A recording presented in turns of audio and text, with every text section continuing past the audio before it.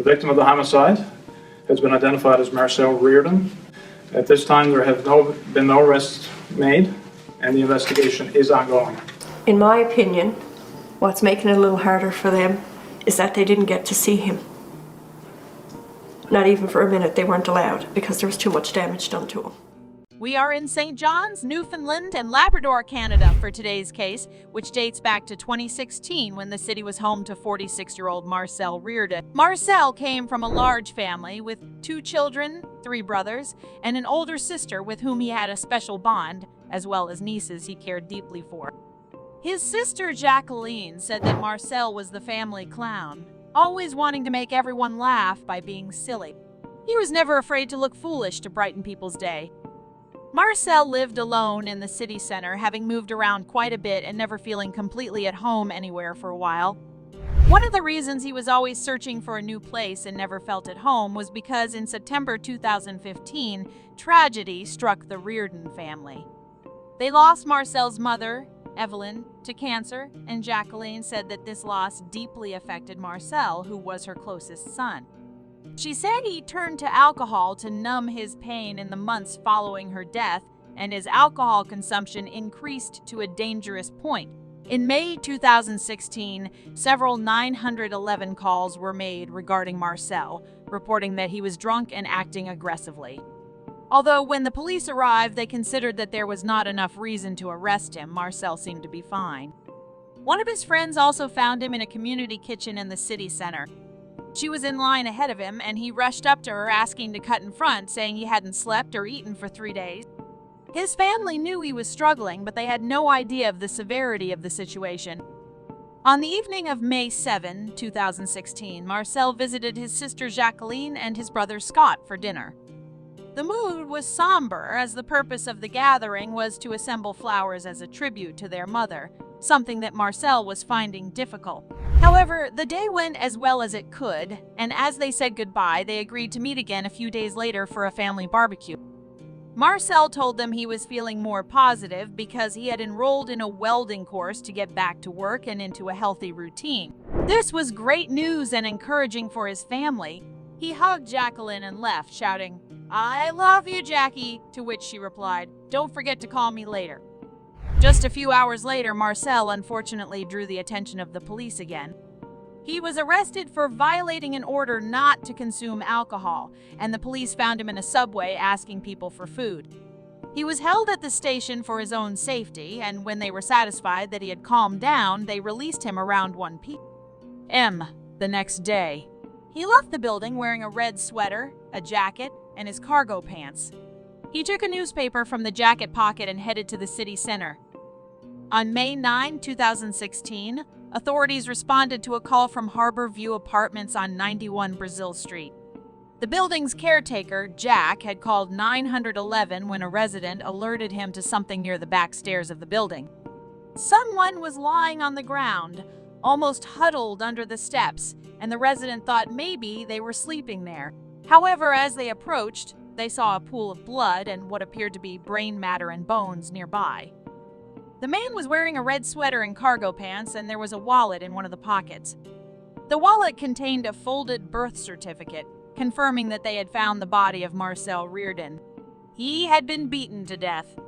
There were marks in the mud near his body, indicating that he had been dragged there, but it was not clear where he had been killed or why. On May 9, 2016, at approximately 9:35 a.m., RNC officers with Patrol Services Division, the Criminal Investigation Division, and the Forensic Identification Services responded to the report of a sudden death in the area of Brazil Street in St. John's.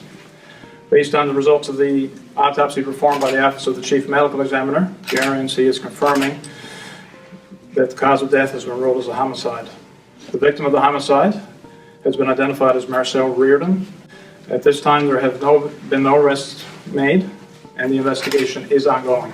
The RNC Major Crime Unit would like to thank the media, members of the public, for their assistance so far in this ongoing homicide investigation. We encourage to ask people to come forward with any information, to contact the RNC at 729-8000, to contact Crime Stoppers if they choose at 1-800-222-8477, and they can also provide information anonymously to Crime Stoppers at nlcrimestoppers.com. How did Marcel Reardon die? The circumstances surrounding the man's death, Mr. Reardon's death, is part of the investigation, and we're not going to be releasing that information at this time. Was there a weapon used? Again, with regards to a weapon, it's still part of the ongoing investigation. That information is of evidentiary value, so we will not be releasing it at this So point. you can't say if you've recovered anything in the way of a weapon? We can't say at this time. Do you believe he was killed at Harborview Apartments or on that grounds, or is there possible that that was just a dump site and there's another crime scene? Again, the circumstances with regards to the scene would be of evidentiary value, and we can't comment on it at this time. See, no arrests have been made, but are there any suspects? Are you looking for anyone? We do not have any suspects at this time.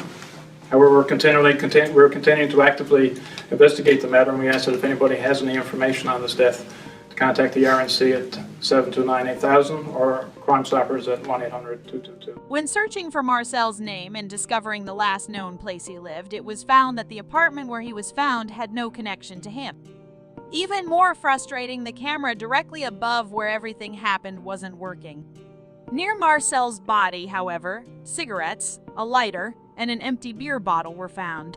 The chief medical examiner of Newfoundland and Labrador since 1996 stated that Marcel's injuries were among the most severe he had ever seen in all those years.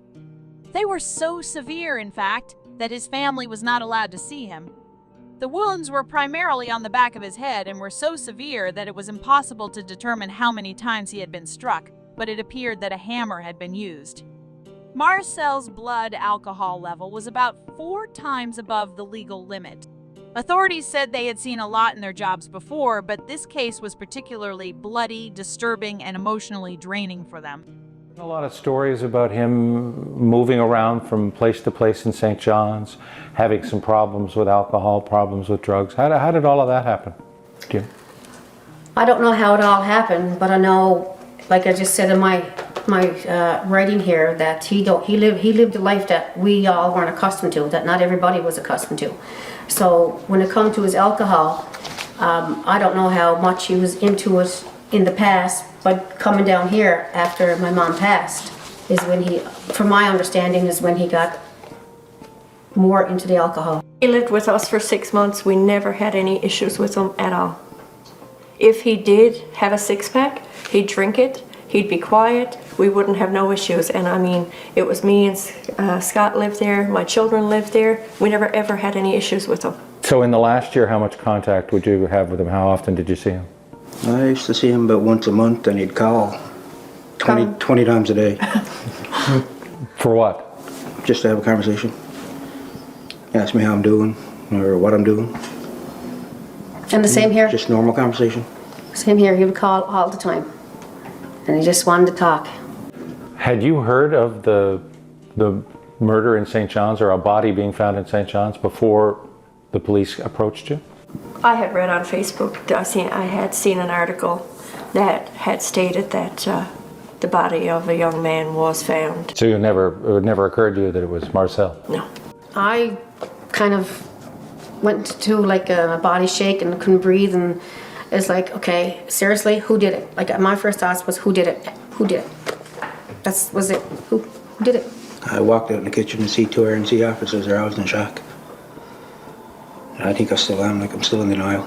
Yeah. Still waiting for that phone call from him. Yep, me too. When the phone rings at a certain time in the night time and it comes up private number, I think, even though no, Marcel's gone, it's like Marcel's calling. In my opinion, what's making it a little harder for them is that they didn't get to see him. Not even for a minute they weren't allowed because there was too much damage done to him. An officer patrolling the Shamrock City area on the previous night said he had given Marcel another warning for being drunk and disorderly outside a bar. This happened around 8 p.m., just over 12 hours before he was found dead. The bar in question remembered him and was able to direct the police to the people he was drinking with, Kevin O'Brien and Jessica Peach. They were outside the bar, as they claimed. The couple said they were drinking with Marcel along with a woman named Ann Norris, but they left him around 1 a.m. and didn't see him after that. They agreed to be interviewed at the police station and said they were happy to cooperate. On that day, May 8, 2016, they were walking the streets begging for money from people. Marcel soon joined them around 5 p.m., briefly leaving the group to get some belongings, saying he would meet them later. When he left, Norris joined Kevin and Jessica. They said Marcel was much drunker than they were, being loud and making them uncomfortable. Marcel was drinking rum, vodka, and beer, and had also taken some unknown pills. He began urinating on the streets and then fell, breaking a glass bottle in his pockets. Jessica said she was disturbed and alarmed by the situation. Kevin and Jessica wanted to distance themselves from him, and they last saw him around 1 a.m.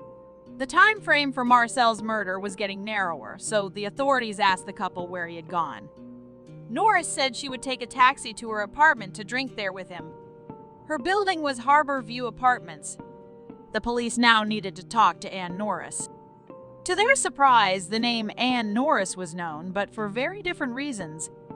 She had been a prominent athlete in the area, a sports star. She had been a basketball player and competed in national and international championships in her youth. She was a former basketball player who had played on the Newfoundland and Labrador under-19 team and in the Canada Games at the age of 14. She had also earned a black belt in karate and attended the University of Prince Edward Island. Everything seemed to be going well for her at the time, but years later she left the sports scene and had issues with aggression and threats, along with going through various mental health clinics. They interrogated her, and she said she had taken Marcel back to her apartment, but he refused to enter because he wanted to continue drinking in the city. She tried to convince him to come in, hoping they could have a drink there and he would eventually fall asleep, but Marcel didn't accept. He wandered around the city in search of a nightclub. Later, she returned to the city and met Kevin and Jessica around 3:30 a.m. She said she didn't see Marcel again and was shaken by what happened to him, especially because it happened outside her building. The police continued to investigate, but no one had witnessed the murder. However, a camera outside the bar showed Ann, Marcel, and Kevin walking. They were near the Taxis, as they had claimed, at 12:44 a.m.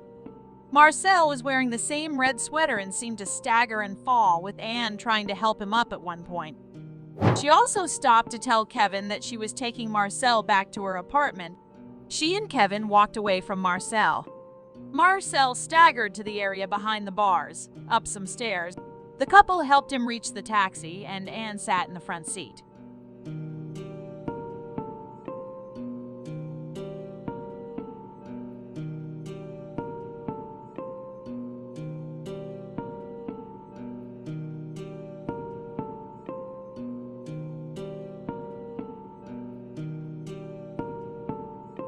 They said goodbye to Ann through the window, and both Ann and Marcel left, leaving Kevin at the bar. The taxi driver confirmed that he had dropped them both at Ann's apartment building and that Jessica had stayed in the city. Jessica remained in the city, did some shopping at a store, and went to bars until around 3:30 a.m. when she met Ann. Ann seemed different when she met them. Ann asked to pick up Jessica's backpack, who was drunk, while Kevin and Ann walked to buy cigarettes near the harbor. Kevin asked Ann why she had come back with Marcel, and Ann said he was acting strangely that night. To Kevin's surprise, Ann said it was a mistake. While Kevin was smoking at the harbor's edge, he heard a noise of something falling into the water. He turned and saw Jessica's backpack floating. He told them they should wait until the backpack sank before leaving. After that, Kevin, Jessica, and Ann returned to Ann's apartment to sleep.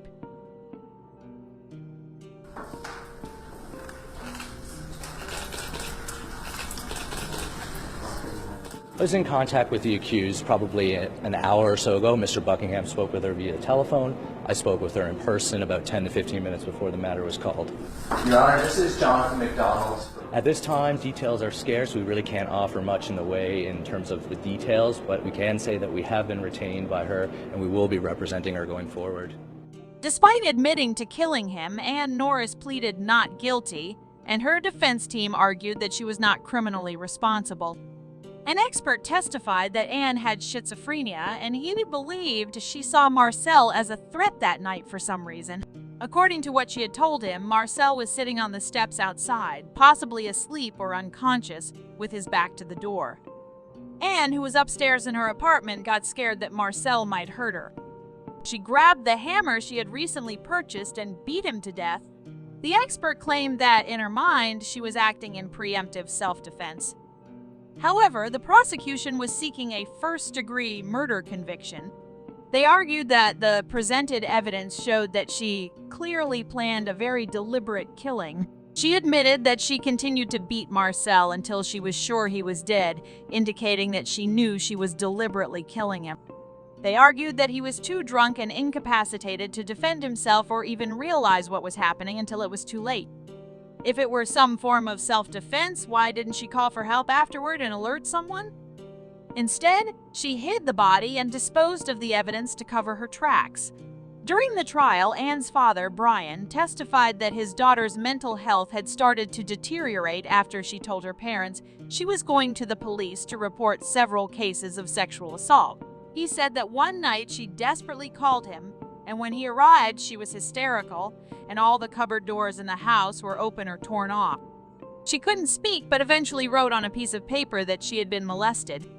She claimed she had been assaulted by one of her coaches, which had ended her sports career. She also alleged that her ex-boyfriend had assaulted her, claims he vehemently denied in court. When she reported these incidents to the police, they had concerns about her mental health and her cases were put on hold. Brian said she accused him of assault, but when she realized it wasn't true, she asked, "What's wrong with me? It feels so real." Brian reported that she was convinced her family was trying to poison her and that people were breaking into her room while she slept. She was later diagnosed with bipolar disorder and psychotic symptoms while in the treatment facility just before moving into the apartment building. During the trial, an informant recorded many conversations with Anne while she was in the correctional facility awaiting trial. In one of these recordings, Anne made up a rhyme singing "Goodnight, Marcel" and laughed about it. However, most of these recordings were excluded from evidence and not allowed in the trial, as the judge considered them irrelevant and potentially prejudicial to the jury. After a month-long trial, the jury found Anne Norris not criminally responsible. This decision was surprising to many, as it is rare for someone to be found not criminally responsible. Following the verdict, the Newfoundland and Labrador Criminal Mental Disorder Review Board had 3 options for those found not criminally responsible: an absolute discharge, a conditional discharge, or detention with or without conditions. Anne was placed in psychiatric care, and the decision of when she will be released will be at the discretion of the Newfoundland and Labrador Criminal Mental Disorder Review Board.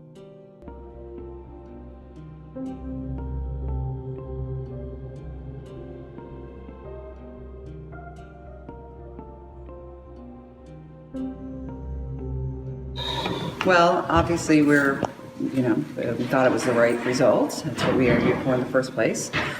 Certainly I wouldn't consider it a victory. It's still a not criminally responsible verdict. It's not a win by any standard, but it's what we hoped for. It's what we thought was the right result.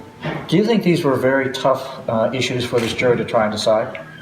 I think they were very tough issues. I think the jury did an amazing job. They were obviously very dedicated. They paid a lot of attention. They asked very smart questions. They were, I think they took their role very seriously. And I think it was difficult for them to make the decision. These are difficult issues with no easy answers. And I think the jury has looked at it and they came up with a not criminally responsible verdict. It has to be asked, because there's been a lot of discussions with the law in here. What's the likelihood of an appeal?